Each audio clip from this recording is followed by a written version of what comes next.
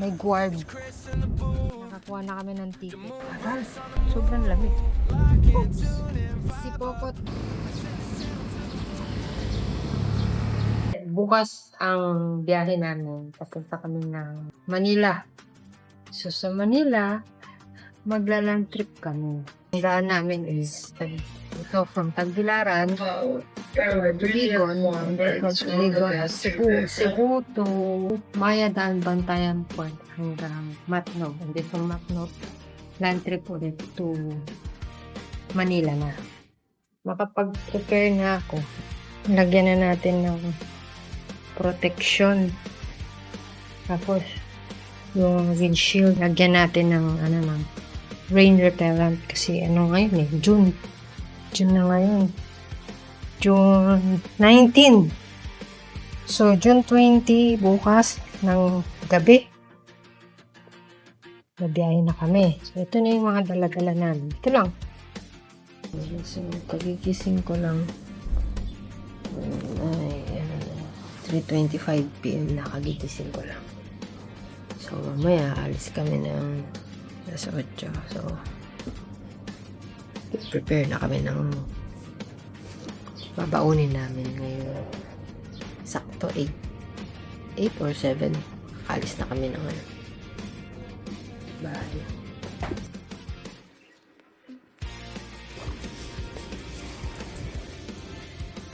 May iwan ka, ha?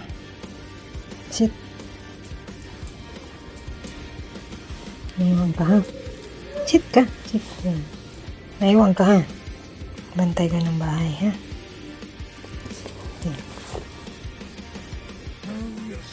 So, paalis na tayo. Ito na yung ating... So, ito na yung lahat ng bitbit namin. At ang aming baon, nandun cool. Ang aming baon, nandun cool. Cooler box. Laptop ko.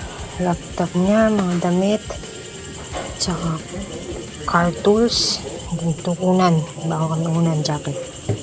Yun lang. Bukas na akong gate.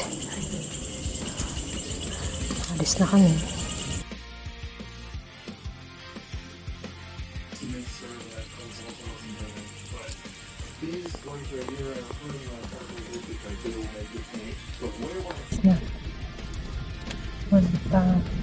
Alis na kami na.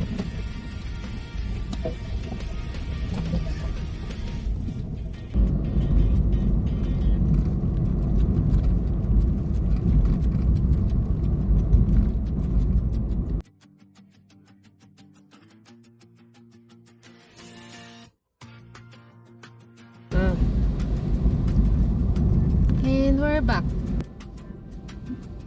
Okay guys, napalik kami Tagbilaran. Sa lahat ba naman ng maiiwan yung bag ko pa na nandun yung lisensya ko tsaka wallet. Dito na kami sa Tubigon, babalik pa kami ng Tagbilaran ulit.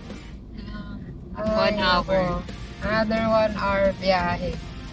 Dito na kami sa Tubigon. Paliko na kami sa port.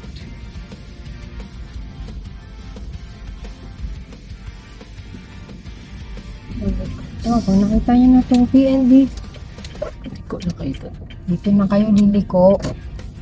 Tapos sa tapat ng McDo, doon banda yung yung ticketing office, pero pasok pa siya. So puntahan natin.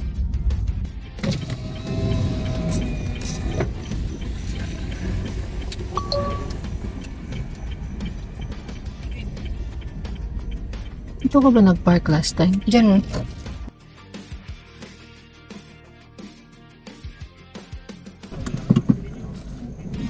Ito na tayo. At lang siya ng plaza.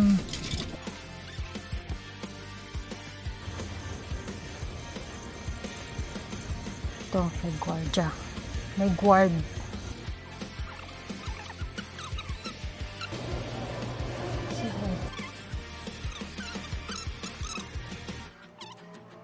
Dito yung light.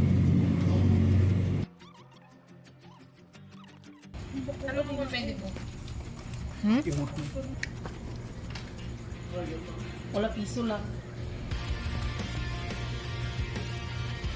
Skill juice.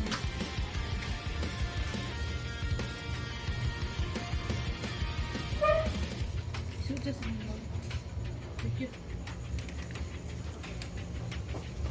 mayroon pa po yung ano, alauna na Roro.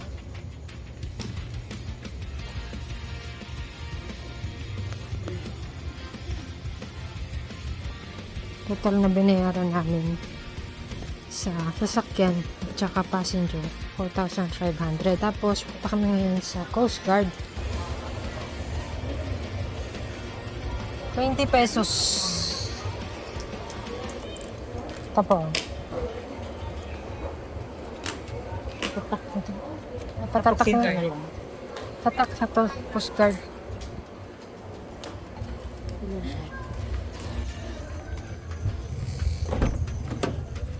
Ayun. So, 4,500 para sa small hatchback vehicle tsaka dalawang passenger. Then, plus 20 pesos sa Coast Guard. So, nakita nyo naman kung saan banda. Okay, so, pasok na tayo sa, pier. Ito lang, madali na lang naman matunton yung pier. Tapos, may babayaran pa tayong isa pa. Terminal fee. 100 ito pagpasok sa sa gate.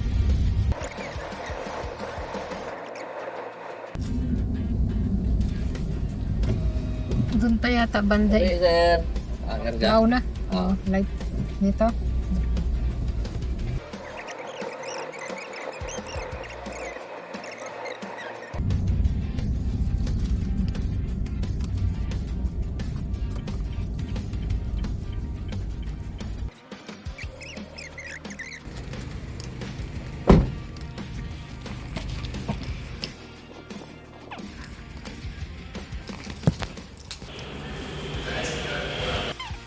$169 pesos sa terminal fee. So, papasok na tayo.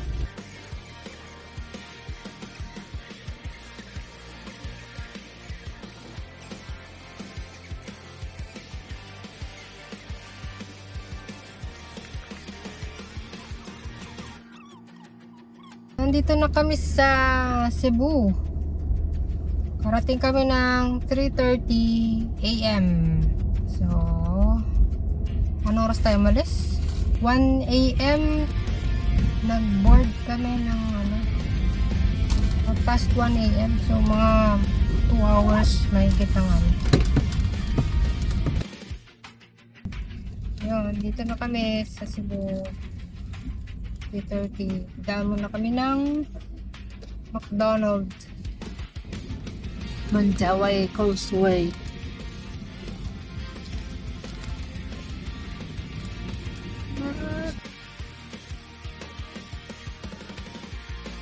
Central Nautical Highway ka na.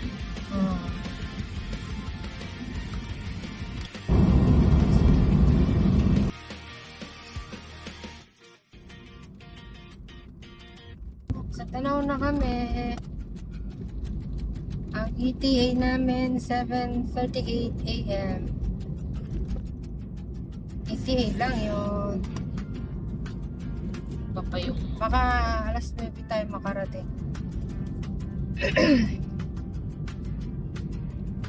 Pero hindi. Roro to. Welcome to Port of Danao.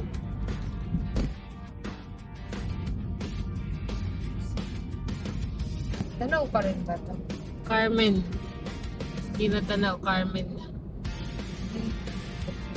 Siguro, apelido siguro yung Tanaw.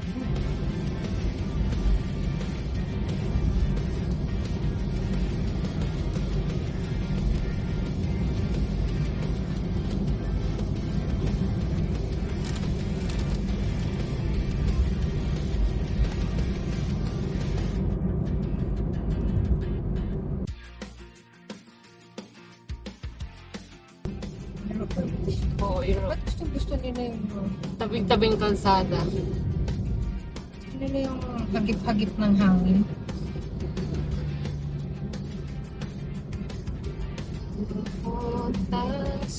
Welcome to Katmon, Cebu. Ganda ng Wow. kalsada dito sa Cebu. May mga biglang lubak-lubak na nakakagulat.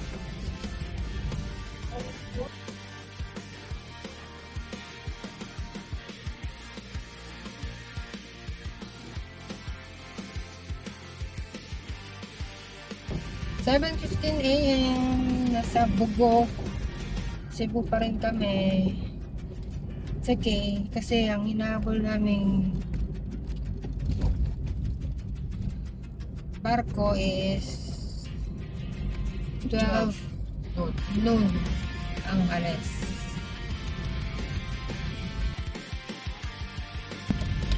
Malapit na tayo. Saan ba tayo? Rural.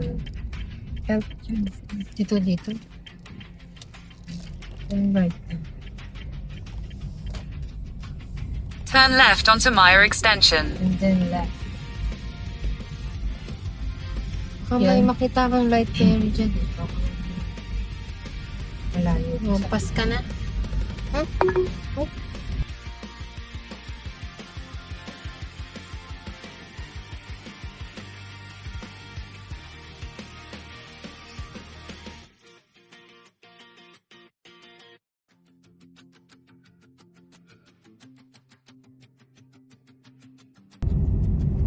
Daang Bantayan, Cebu.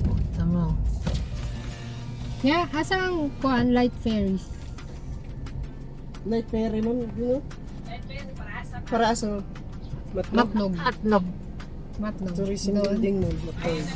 Nara may 12 nga 40 man. 40? O, 12 daw. 40.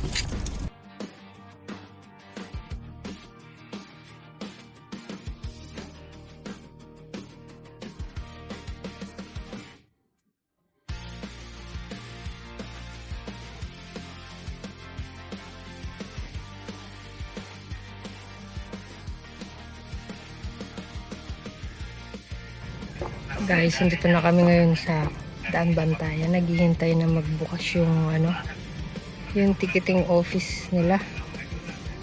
Sabi 8 ang office hours, kaso anong oras na ngayon? 8:30 na, sarado pa. May nabasa akong review, sabi 9 or 10 daw sila nag-open. Nabasa ko sa isang review sa Google Maps. So, update guys. Alas 9 na, sarado pa rin.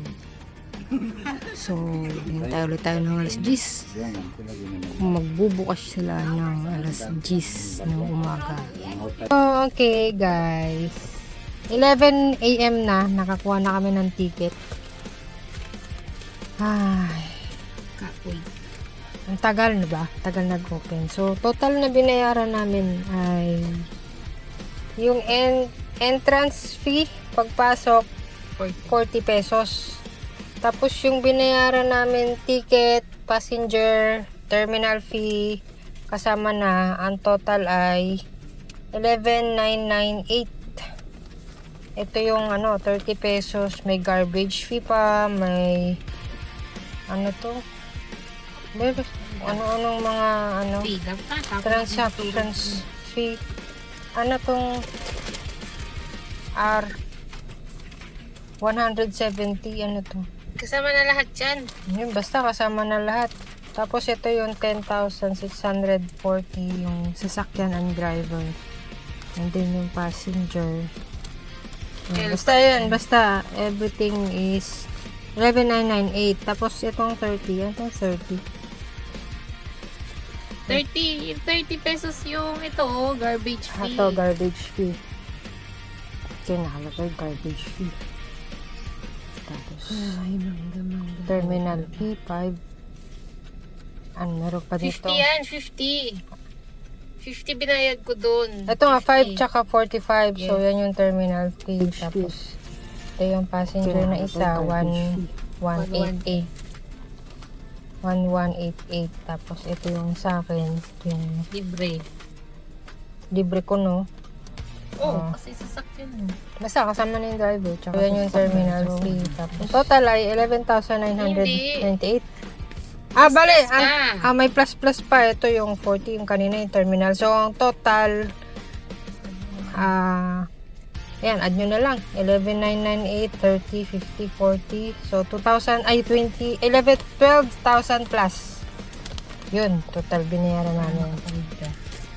Tapos, huwag nyo masyadong agahan kung magdadaan bantayan Cebu Tumatnog kayo. Kasi, hindi sila reliable yung time nila na o-open sila ng 8 11 na nabot na ng 11 ayun, so very unreliable. So ang init pa, walang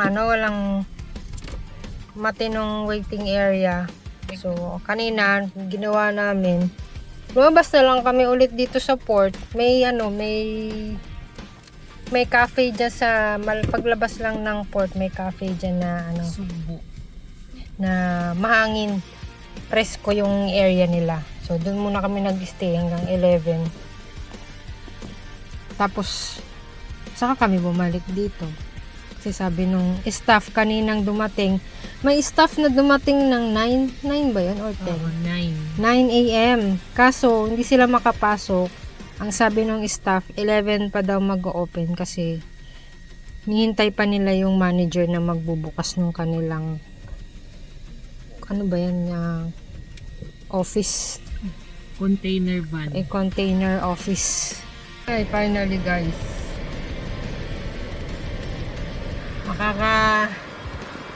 Anong oras na? 12:54 na ngayon pa lang kami ngayon pa lang pinapasok tayo yung mga 4 wheels. Tagal. Grabe. Binigay. Hindi talaga reliable yung info nila. Unlike dun sa Bicol, talagang exact time sila nagpapaalis. Kung malate man, konti lang yung difference. Mga 30 minutes pa lang dito. Grabe. Tagal. So, ito, na kami. Magbo-board na kami. Inayos lang kasi mali yung binigay na terminal fee. Pang motorcycle daw yung binigay sa amin. Ayun. So, hintay ako dito sa may passenger terminal para ayusin yung palitan yung terminal fee na binayaran niya.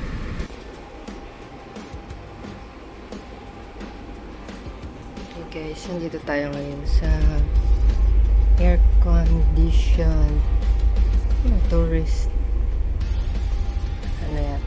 tourist something. So dito kami ngayon sa tourist class air condition dito. So dun sa port ang binayaran lang namin is yung economy class kasi nakita namin sa isang review na hindi daw gumagana yung aircon dito sa tourist class. So before kami hindi kami nag-decide agad na mag tourist class ng anong tawag dito? Tourist class na accommodation? Tourist class na accommodation. Yun, so tinanong namin yung nagbabantay dun sa port kung okay na ba yung aircon dito, kung gumagana. Sabi naman nung nasa yung babae, yung tinanungan natin, sabi niya dito na lang daw mismo sa sa barko mag upgrade, pwede daw i-check muna tapos dito na lang din mag-upgrade. So ganun yung ginawa namin. Pag nag-economy lang kami, din pagsampa namin dito sa barko, yun kagad yung una namin ginawa. Chinek namin, tinanong namin yung nagbabantay ng, nagre-receive ng ticket. Nagche-check ng ticket. Bakit kami? Tinanong namin kung pwedeng i-check yung tourist class. So, yun, pinakita sa amin. Ang lamig naman. Sobrang lamig. Kaya nag-upgrade kami. So, ang economy yung binayaran namin is 1,100 plus. Eh, ang upgrade is, upgrade to tourist is, ano lang, 1,300 something. Ayan. So, konti lang naman difference. May condition na tahimik pa. Kaya, nag-upgrade na kami to tourist. Guys, good evening. Nakarating na kami ng Matnog. Nakababa kami ng barko ng 10:49 PM. Tagal namin nakadaong kasi may dinanang kaming ang alon-alon. Nakakatakot. Pero pagdating dito sa sa port, okay na, hindi na siya maalon. Umalis kami dun siguro mga past 2, sabi natin 3, 4, 5, 6, 7, 8, 9, 10, 11, 8 hours. Ganun katagal. Okay naman, wala naman kami naging problema sa pag-stay namin, sa pagroro namin doon. So, next naman natin ngayon is Matnog to Makati. Baka mag-stay kami sa Albay. So, mag-ano kami, Matnog to Albay kami ngayon. And then, baka doon na lang kami magstay sa 7-Eleven sa Albay. Hindi na kami magka-accommodation para makatipid-tipid. Until now, hindi pa kami nakakapag-gasolin, no? From Tagbilaran hanggang dito sa Matnog, hindi pa kami nagpapagasolin. So far, ito yung aming gasolin. Yan. Ito yung consumption namin ngayon ng gasolin. Ayan pa lang. Higit kalahati pa. Tapos, ang aming kilometers is 184.4 kilometers. So, tingnan natin saan tayo next magpapagas. Baka aabot pa rin to ng Albay. Baka sa Albay na kami magpagas. We'll see. Ayoko naman na magpagasolina ng nakabakabahan na baka maubusan.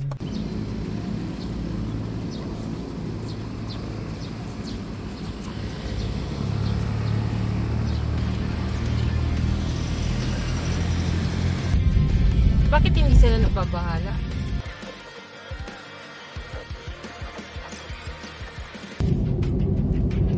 Okay, this is Sipokot guys. Sipokot na kami. May mga ginagawa ng kalsada kahit pa paano. May mga one way kasi nga ginagawa yung kalsada. Sipokot first wave. Tapos Ragay, Tagkawayan.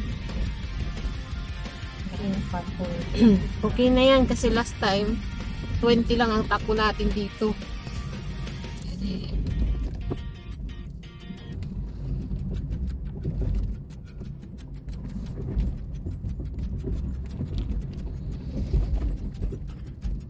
Okay pa naman yung kalsada dito sa Sipokot. Dito na tayo sa Ragay. Kakadaan lang natin sa kanyang welcome to Ragay kanina. So far, yung tugtungan ng Ragay at Sipokot, okay pa. Yun, tignan natin yung the rest of Ragay. Kasi yung kanyang, yung tawag dito, yung lane marking, bago, wala yan dati.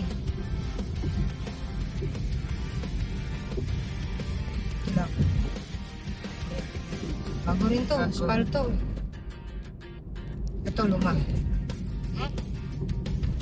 Ito, Pidyar. BL Pidyar. Papad.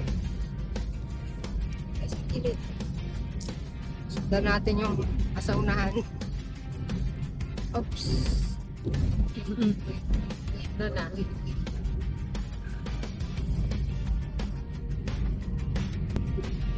Ito, bago na naman to. Bago rin tong asfalto na to.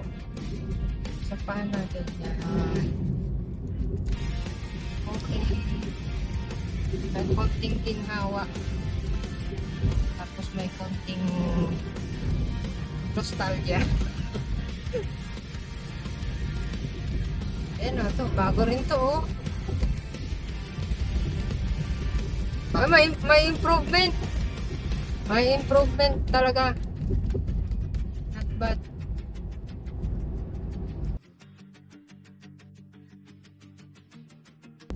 May konting kaginhawaan. Tapos may mga laktaw-laktaw ba? Ilaktawan. Ba't gano'n? May laktaw-laktaw na ito-ito. Mamaya ulit. Check natin yung Tagkawayan Road. Oops. Oops. Oops. Okay, so update. Yung Ragay, medyo okay pa. May mga kalsada talagang hindi naayos. Pero meron din naman mga konting naayos. Ang dito sa ano, ito, Tagkawayan Road na po. Itong mahaba. Maharlika Tagkawayan. Basta from Tagkawayan proper,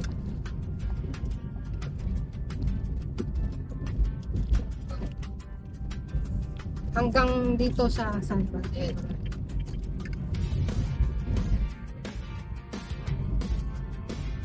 Sa part ng Quezon to. Oo, dito sa part ng Quezon. Oh.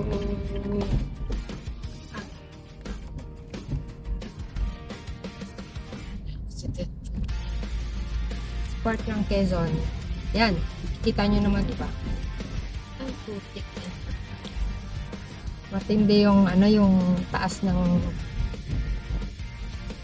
mga concrete roads.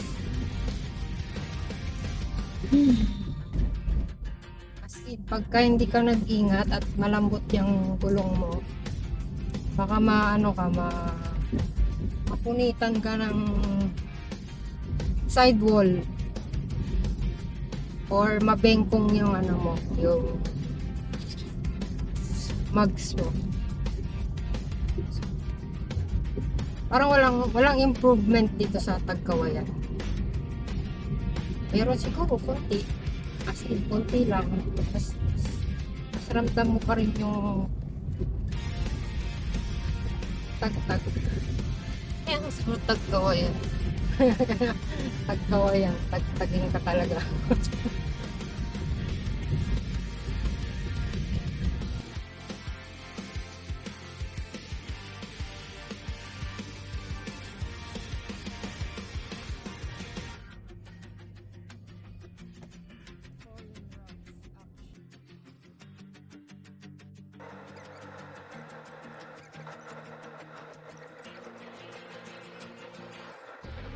Okay guys, dito na kami sa Makati.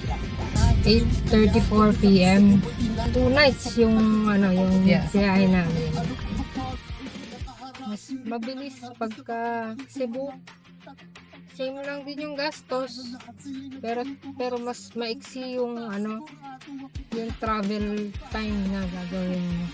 Your preference na kung anong gusto mong daan. Kung gusto mong mag-summer pa, same lang din naman.